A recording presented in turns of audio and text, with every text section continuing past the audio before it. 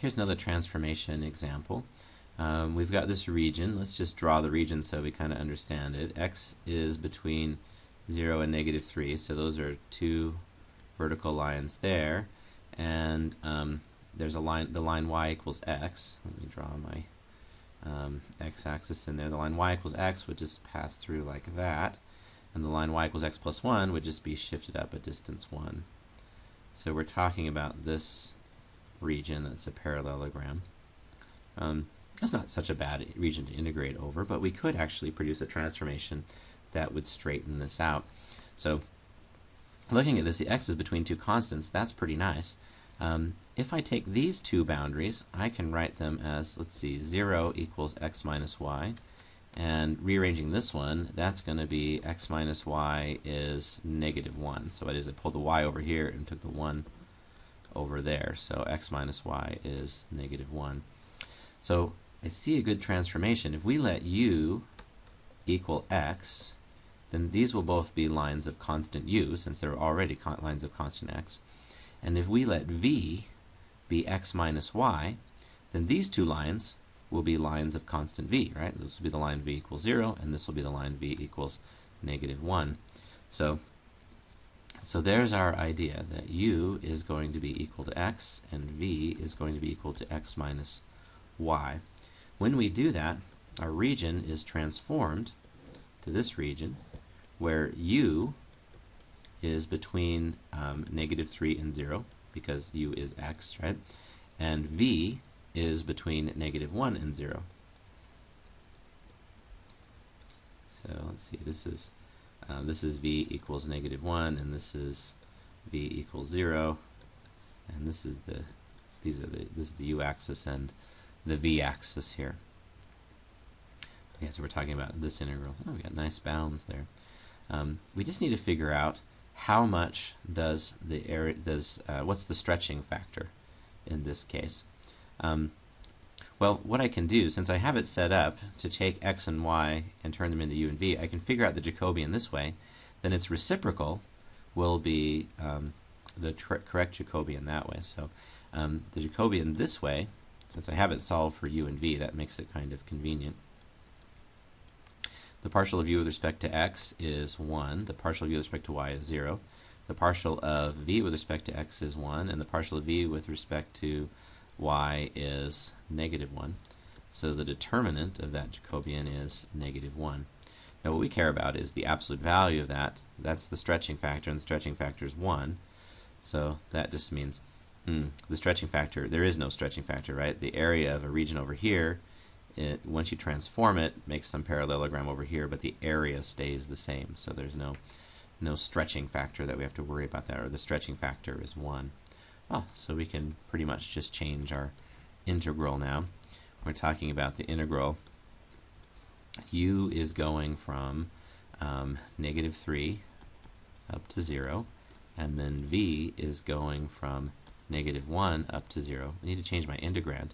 But notice we have 2 times x minus y, and x minus y is v, so the integrand is just 2v, and the stretching factor is 1. Okay. So let's see, we can even pull the 2v. The 2 can come all the way out, and the v can come out to here. And we have the integral from -3 to 0 of du times dv. Should be 2 times the integral from -1 to 0. See, antiderivative of 1 is u. U at 0 is 0 minus -3, so that makes 3 dv. So we have 6, oh, there's a v here too, forgot to copy. So we have, if I pull this 3 out, 2 times 3 is 6. The integral from -1 to 0 of v dv. Antiderivative of v is 1/2 v squared. So we need to evaluate that between -1 and 0. So we have 3 times 3 times 0 squared would be 0.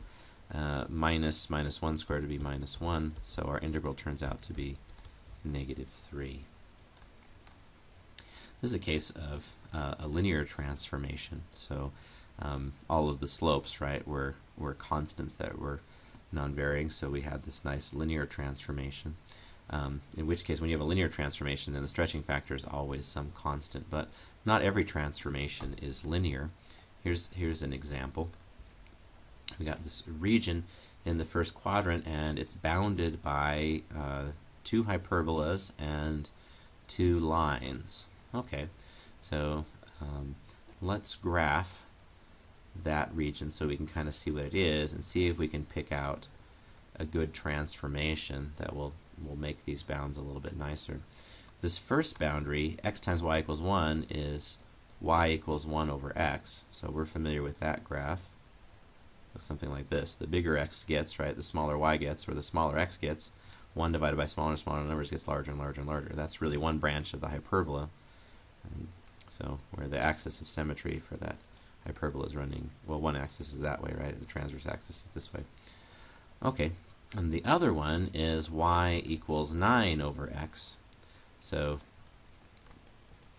at 1, instead of getting out 1 from this one, you get out 9, so it's much higher. It looks something like this. So we've got these two. This hyperbola has the same asymptotes, but it's just pushed further out. And then we've got the line, the other boundaries are the lines y equal x. So we get those lines, that line, and y equal 4x is a line with slope 4 through the origin. So we're really talking about this region in here, which has got sort of bendy boundaries because of the hyperbolas there. Now they're suggesting this transformation that x equals u over v and y equals uv. Let's see if we can figure out what region that would correspond to over here in uv space. So let's see, if x is u over v and y is uv, then from this transformation x times y is equal to u over v times uv, which is going to be u squared. So x times y is u squared, so we're talking about the line x times y equals 1. We're really talking about the line u squared equals 1. We're talking about x times y equals 9. We're talking about the line u squared equals 9. Okay, well that's technically two lines. The line u equals plus or minus 1, the line u equals plus or minus 3. Let's see, over here these lines both have the form y over x equals a constant. Let's see, y equals x, y over x is 1, or y over x is 4. And looking at our transformation, what is y over x? Y over x would be uv, that's y, over u divided by v. So if we multiply top and bottom by v, we get uv squared over u, and then the u's cancel, so we get v squared. So this is the line v squared, y over x equals 1 is the line v squared equals 1. Y over x equals 4 is the line v squared equals 4. And that's two more lines. V equals plus or minus 1 and v equals plus or minus 2. Now the region we're talking about, though, let's see, we've got a bunch of lines, but I think we're only talking about one of the regions between these two lines, because we're in the first quadrant where x and y are both positive. So if x and y are both positive, y over x, let's see, what could we do here? X and y are both positive. Oh, u is greater than, they're told. Aha. So we know it's where u is greater than 0 and v is greater than 0, so I can drop these ones where v would be negative. Okay, so with that transformation, now we have u is between 1 and 3, so between those two vertical lines, and v is between 1 and 2, like that. So our region of integration, v is going from 1 to 2, u is going from 1 to 3. We've got du, dv. We need to put in our stretching factor, which we haven't calculated yet, and we also need to change our integrand. But we already calculated that x times y is u squared, and so we have the square root of u squared, so that's u.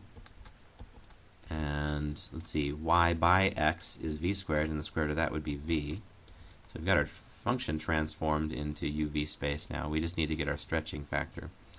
So looking at our transformation that we have, we can, if we take the Jacobian of this, that's going to take, these are the equations that carry you from uv into xy. So we actually, that's the Jacobian that we need, because we want to do the integral in uv space, and we want it to represent an x. So this is perfect. We need to figure out what's the stretching factor for a little box here over to a little parallelogram-ish like shape over there.